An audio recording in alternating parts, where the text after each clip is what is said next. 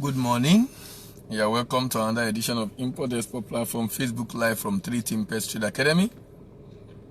Today we continue our conversation discussing starting and managing export business. And for some days now we've been discussing the issue of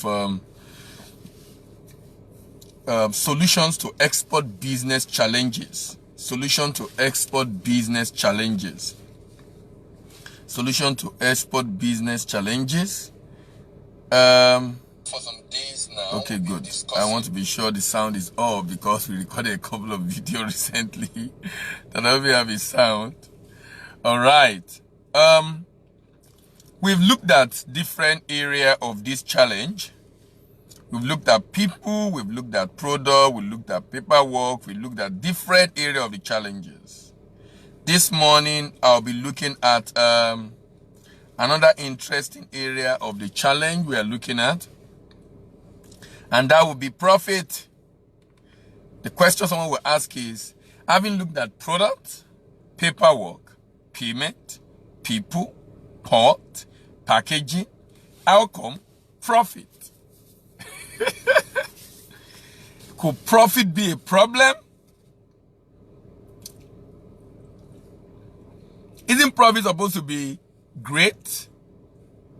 But indeed, profit could be a problem. What many people don't realize is the fact that if your goal in business generally, and in export in particular, is just about profiteering, that means you won't be able to really make any serious progress. And the reason is obvious. Number one, the goal of a business is to create value, and the purpose is to make. The goal is to make profit. The purpose is to create value.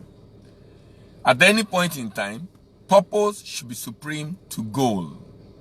But what we found out is that goals are often taken ahead of purpose. And the implication of that is it makes it difficult for such a business to be able to grow. Why? Because there will be learning curve. I like to use this example of my experience the first time we started exporting finished product to the UK. After the first shipment, the market responded. And the market responded with two competitors, which I was told are Nigerians, who dropped their prices. Our packaging was better. The quality also was great. But they dropped their prices to be able to ensure they still have a good chunk of the market. We have to follow suit also and drop our price. But not dropping our price as much as theirs, but we drop our price all the same. But what am I trying to say in essence? That we had to drop our price because of the fierce competition. Everybody wants to take a position in the market. Everybody wants to have a place in the market. And that means, if we are going to also have a space in that market, we can't be too far away from the competitor. You should understand the fact that setting your price in the export market is going to be driven by your cost. It's going to be driven by demand. It's going to be driven by competition. Cost lets you know the minimum you can go. Competition lets you know the maximum you can go. And demand also keep you at equilibrium level. Basically, profit at all costs is a challenge for a new exporter. Profit at all costs. Profit at all costs. You should not have the mindset of a profit at all costs. You should not have the mindset of a profit at all costs.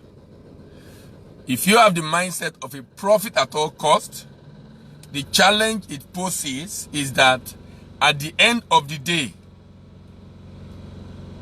it becomes difficult for you to make the desired progress. Because you might have to drop. Why?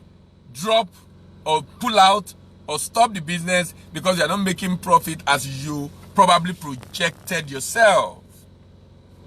So profit at all costs is not a way to go. Profit is important, profit is good, profit is great, but should not be at all cost. Profit is important, profit is good, profit is great, but should not be at all cost. What I mean is that when there is, like for example, look at the good example. Do you know sometimes people set up a business to export and get an order for export and then refuse to ship because of this word profit at all cost. They refuse to ship because of profit at all cost. If you refuse to ship because for your current shipment you are not going to be profitable if you ship at that price, then you are basically telling the buyer that you are not reliable. You are basically telling the buyer that you are not real and you cannot be trusted. You need to understand the way some of these foreigner reason. If you are dealing with a buyer and you are supplying product that will be on his shelf in his supermarket, supplying raw material he will need in his factory, but you are so keen on the profit such that when price or circumstances move against you that will make your current shipment be at a loss, but you have agreed on a price, but there was increase in your cost locally, or there was fluctuation in foreign exchange, and all this affecting your business, and you are saying because of this you are not going to deal, that will be too bad, too bad, too bad. Why will you not deal? Why will you not deal? Why will you not deal? Because of losses? You must learn to contain losses in business. You must learn to contain losses in business. You cannot avoid losses altogether. Don't fail to honor contract because of losses. Do not fail to honor contract because of losses. If you fail to honor contract because of losses, you are going to be showing a wrong perspective of who you are and who your countrymen are to the buyer. And when the buyer realizes you cannot be trusted, the buyer also will become a bit weary of giving business opportunities to anybody coming from your country. Because when you think of export, it's not just about you. It's about the country you represent. As a business person in shipment abroad, you are representing your country. So you'll have sold the country out and tell the people, we cannot be trusted in our country. We cannot be trusted in our country. That's basically what you're saying. Because you refuse to go ahead to ship simply because the item is no more profitable. So how do you fix this profit issue? Number one, product. Raise money to always have raw materials. In fact, if you are able to buy raw materials to keep for the season, to keep for outside the season, then that will help you to be able to have a stable price. Such that even when the price of the product is going up, you will be able to meet up with what you have promised. Okay. Tanuzoki.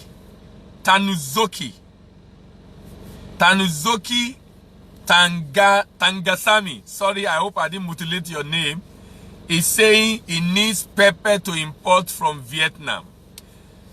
Tanuzoki, can you drop for us the picture, the type of the pepper you are looking at?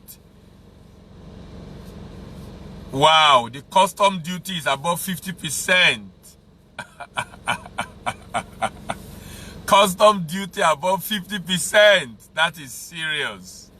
But if you are importing this product, if you want to import the product from Vietnam, why don't you send us the specification? Which kind of pepper do you want? Is it the long one? Is it the short one? Is it dry? Is it wet? Is it red? Is it green? Please send the specification so other people listening, other people that will watch this video will be able to see that and be able to contact you. Infantex China. Kid hooded towel manufacturer. Kid hooded towel manufacturer. So Infantex China is producing hooded towel, manufacture hooded towel for kids. So for those that are interested, you might want to reach out to Infantex China to be able to get such product. Thank you very much for dropping your messages this morning. All right. I was talking about the fact that you being able to raise money to buy your raw materials, keep it, is a very good opportunity for you. Because at the end of the day, you might actually buy the product. You might actually buy, you might actually raise money for the product, but you might also be able to sell at a good price than pay back such a loan. Those are the loans that is good for you to take. When you have a market and you need working capital to be able to buy raw materials at a cheaper price when it's low, and then be able to use to produce, so that when the price goes up, you will be stable with price. You'll be able to do better than the competition. Another thing to do, if the change in price is foreign exchange, and then you must know that as an importer or exporter, you must be conscious of foreign exchange fluctuation, and you must position yourself to be able to cover that risk. How do you cover the risk? You cover the risk of foreign exchange by ensuring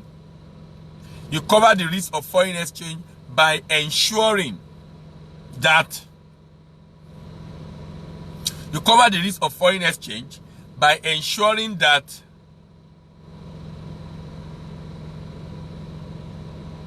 Infantex, you are talking stocks.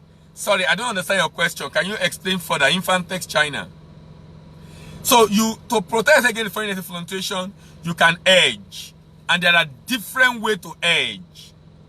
One of the ways to hedge is maintaining a foreign currency account. If you are a manufacturer and you export finished goods, you probably also import your raw materials. If you import your raw materials, then maintain a foreign currency account, such that when money comes into your dollar account, you are also using the same money to pay for your dollar expenses. Then you avoid any major fluctuation in exchange rate affecting you. Because you earn dollar, you spend dollar. You earn euro, you spend euro. You earn yuan, you spend yuan. So you have a way of maintaining a foreign currency account to also spend what you earn. So if you are an importer, you import finished products and raw materials, begin to consider exporting your finished product, so that you will not just rely on other sources to get your foreign exchange. You have some level of control by virtue of the fact that you also earn foreign exchange.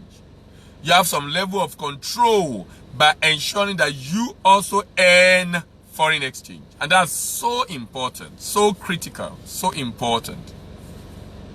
Number one, foreign currency account. Number two,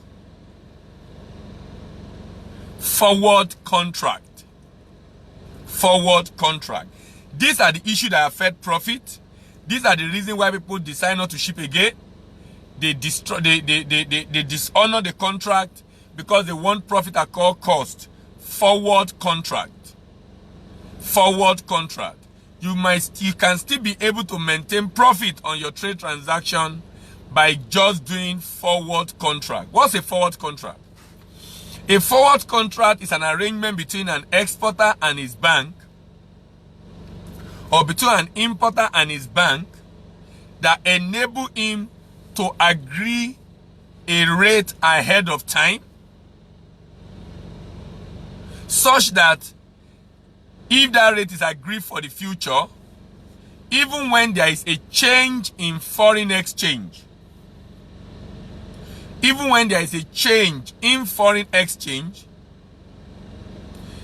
in future, you are still going to buy or sell your FX at the rate you have agreed.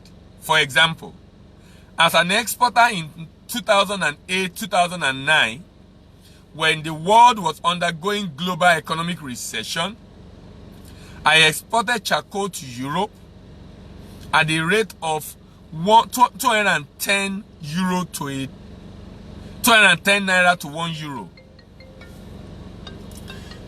Few months down the line, when payment came, I was paid the euro, but I had to convert it to naira at the rate of 190. With a forward contract, I could have hedged against that risk. The risk of about 20 naira. So if I was expecting 20,000 euro,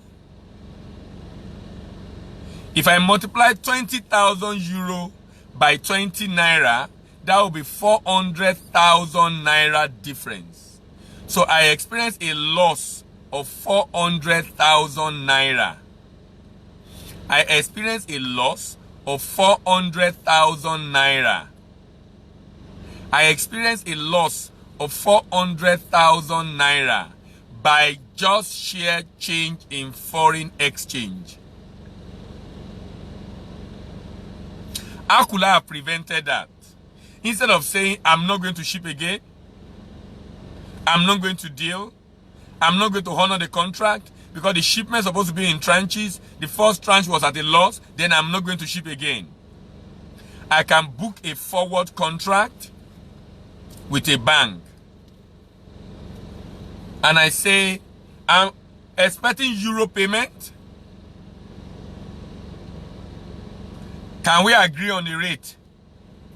And I agree on a rate at that point and pay the fees. The challenge of forward contract is that when you agree on that rate, you must exercise it at maturity. If the rate becomes favorable in future, you are not going to enjoy it. You must exercise that right. You must buy as agreed. You must sell as agreed. If you do not, the bank will close out on you. And closing out might mean a debit balance in your account. Closing out might mean a debit balance. The bank will sell to you the dollar at the rate of that day, and then buy from you at the rate you have agreed in future. The bank will close out on you.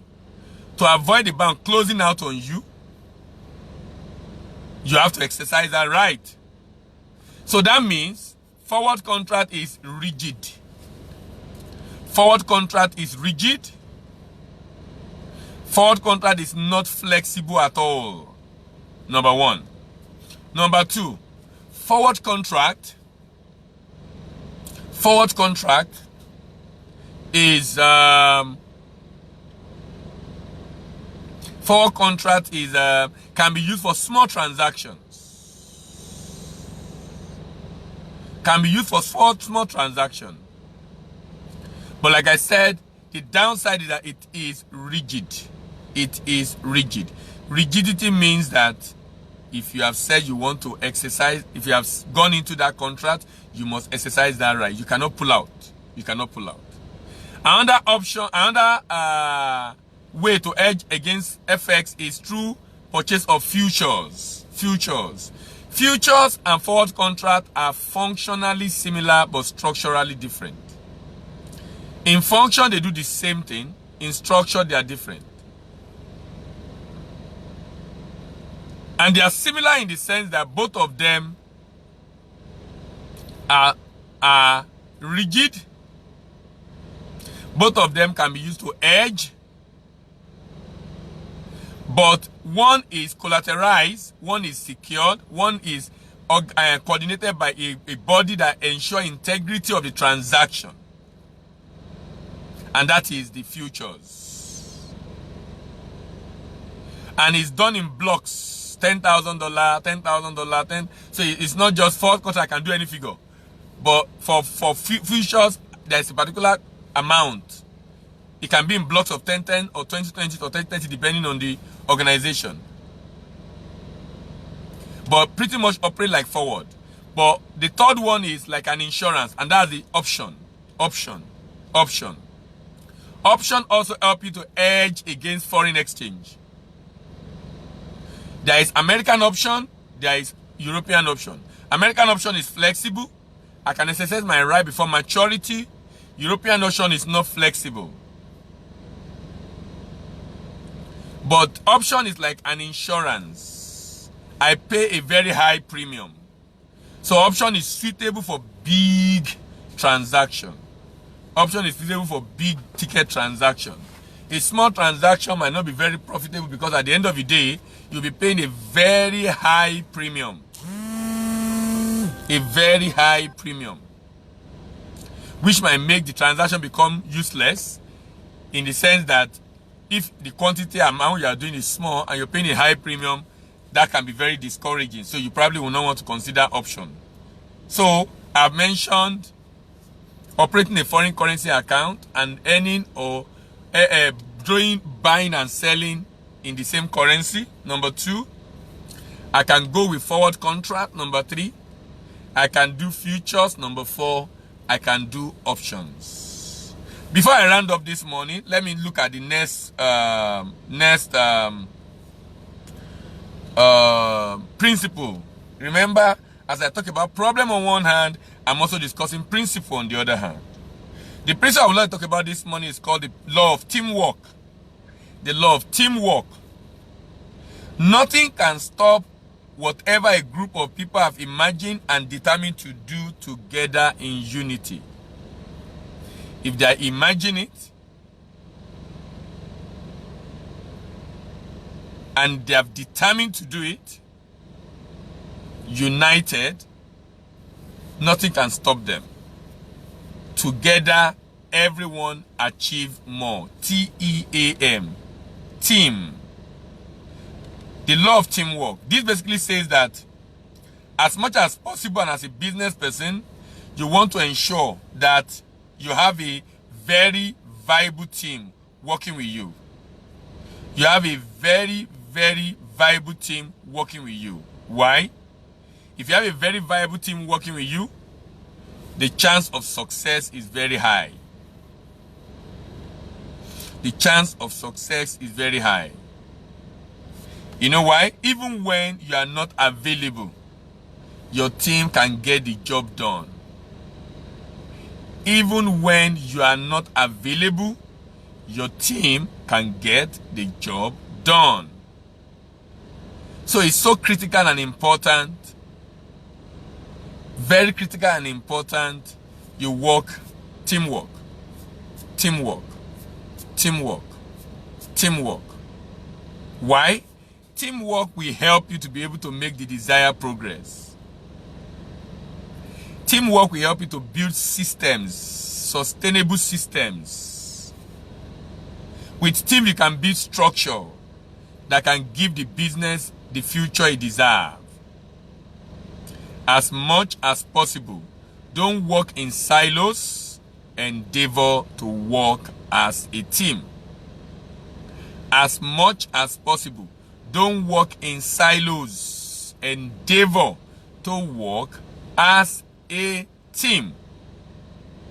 The law of teamwork. Thank you very much for listening this morning. My name is Dilayim and this is Import Export Platform Facebook Live from 3 Timbers Trade Academy.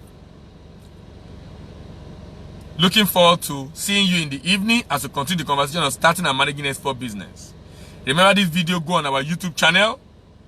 Check up 3 Timbers TV.